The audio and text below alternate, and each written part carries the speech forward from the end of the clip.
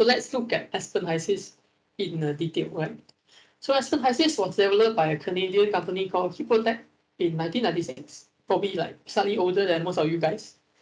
And it is bought over by Aspen Tech in 2002. So at that point in time, Aspen Tech already has their own software called Aspen Plus, and they bought this software from Hippotech.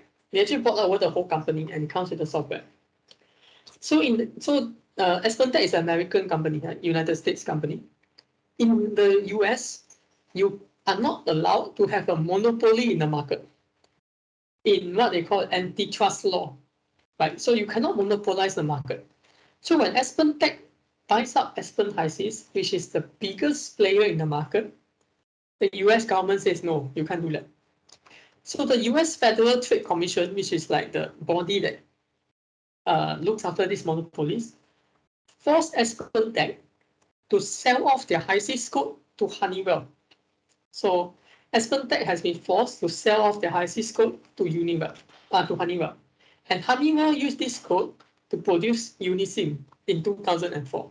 So if you ever use Unisim, right, you realize that it looks almost exactly like HYSYS. I mean, like older versions of HYSYS. So you're wondering why Unisim looks like HYSYS. So this is the story behind. And the good thing is that if you know how to use HYSYS, you also know how to use Unisim because they are very, very similar because they actually come from the same company in the start. And HYSYS is specialized for upstream, midstream, and downstream processes in oil and gas. So mostly in refining, but they can also do some upstream and midstream processes. All right. So this is an interesting thing about Aspen HYSYS and so like how HYSYS came about to be today. So they wouldn't manage to have a monopoly. They got fined by the US government. They were forced to release the HYSYS code to Honeywell, and that's how you get Honeywell Unisim. So HYSYS is specialized for, I would say, oil and gas and LNG, liquefied natural gas applications. Any other than that, don't use HYSYS. You probably can't. With some smaller applications in chemicals and pharmaceuticals. So there are a lot of oil and gas processes here. I'm not going to read all of them, right? But I'll just highlight a few. So in upstream processes, you can do backflow and hydraulics, which is like you want to know how much the pressure drops after like maybe you're trying to build a pipeline, gas pipeline across Europe, for example, and you want to see how much the pressure drops after 10 kilometers of the pipeline. The reason you want to know is that you want to buy a pump, you want to install a pump to bring up the pressure, counter the pressure drop. So HYSYS can calculate that for you. You can also have a flare analysis, which is like if you want to build a flare, you can calculate how big is the flare required and so on. You can also do safety analysis like pressure relief valves. You want to know what kind of pressure relief valve is required, how big is it, and so on. For midstream process, which is here the examples are mostly for LNG. It is a lot regarding the LNG plant processes.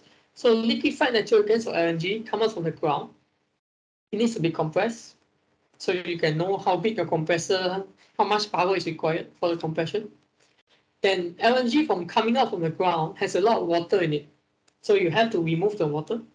Otherwise, when it goes to the liquefaction process, the water will freeze and damage your piping. So you have to take out the water.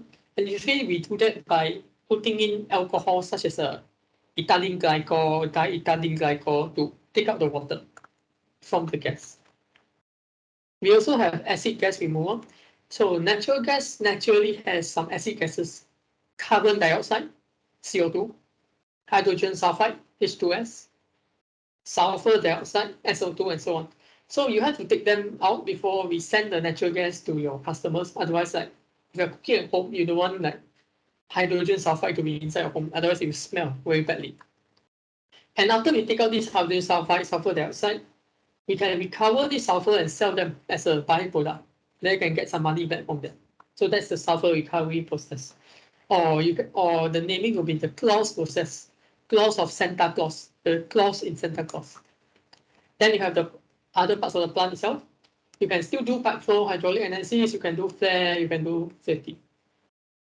Downstream process is mostly for refining in the refinery to produce fuels, to produce naphtha, to produce jet fuel to produce diesel and so on.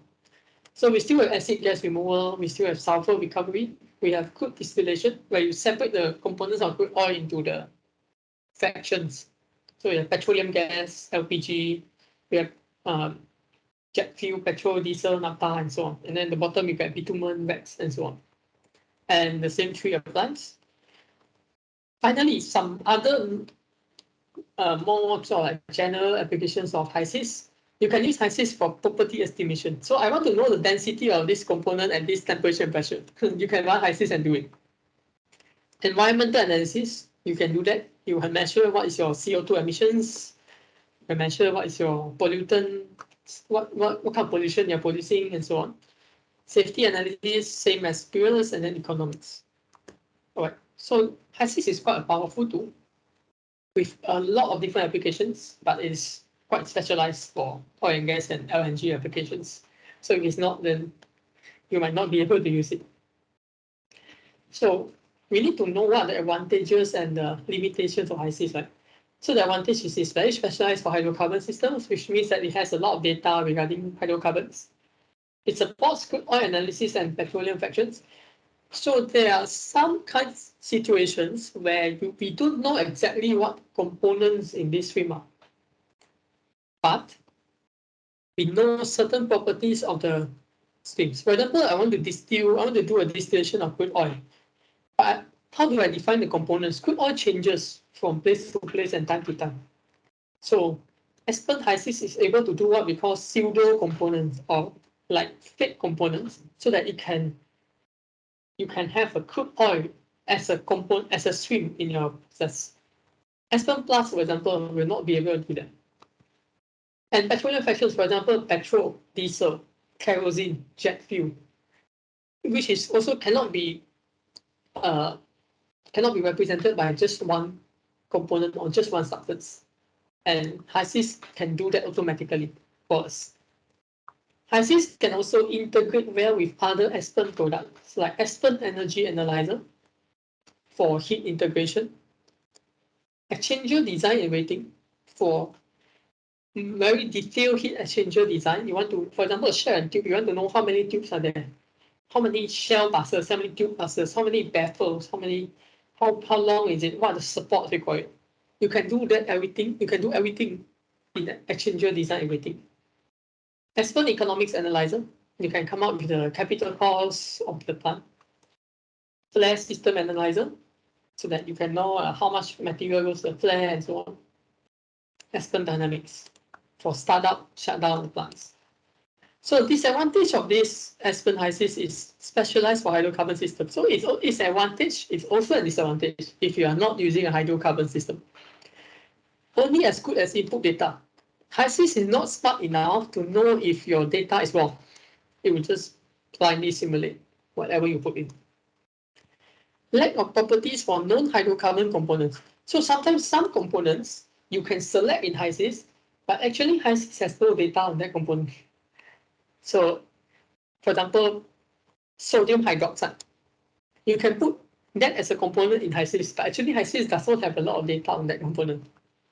And even worse is that some component just doesn't exist.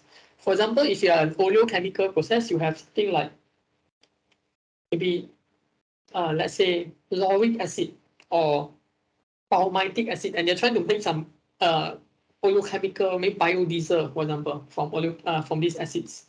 You can't do that because the acids do not exist in HYSYS.